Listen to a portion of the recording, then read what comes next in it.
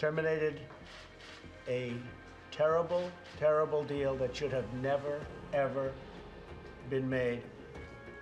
And we will be putting on among the strongest sanctions that we've ever put on a country. And they're going into effect very shortly.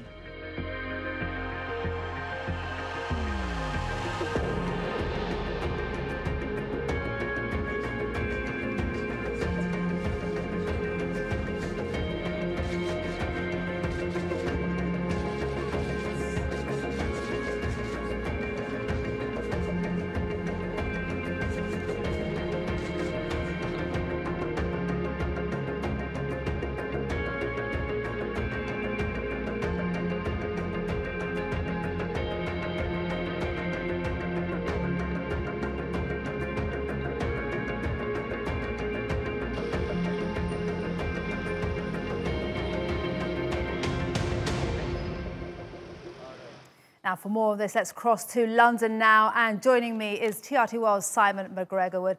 Simon, good to have you on the show. Now, Benjamin Netanyahu, the Israeli Prime Minister, he's been very busy, of course, with his lobbying in Berlin, Paris and London. What came out of that meeting with Theresa May?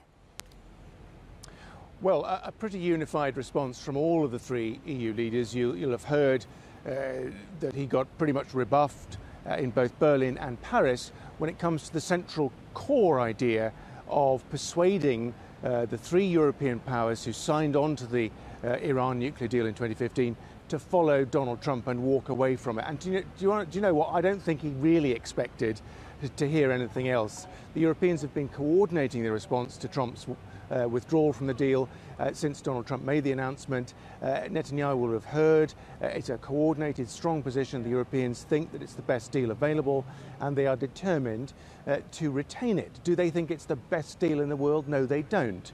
They share Israel's concerns about the fact that it doesn't deal with Iran's ballistic missile program.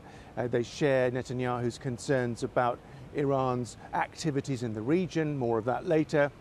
But when it comes to actually doing away with the deal, they are absolutely adamant that they're not going to play that game. And that is what Theresa May said to Netanyahu when he visited her at number 10 Downing Street. It's not the best deal, but if we walk away with it, the Iranians will go back to whatever they were doing before it, and no one wants that. Okay. And Simon, just very briefly, what's at stake for UK-US relations if they ignore the deal? And also businesses? Well, on the business side, it's very... that's what I was going to say. On the business side, it's really very important.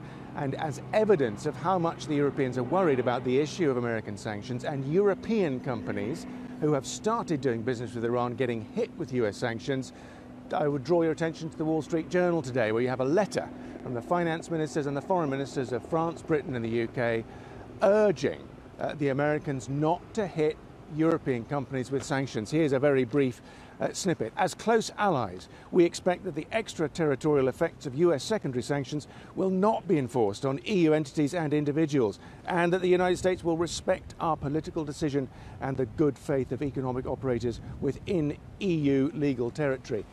It's a strong letter, it's a strong position, it's a warning to Donald Trump, but it's also, isn't it, a sign of how weak they are. If American companies, if American administration wants to go after European companies that have started doing deals with the Iranians on pharmaceuticals, oil infrastructure, aviation, car building, all those things where the big European players are rushing in, that's a big issue for the European economy and for European governments.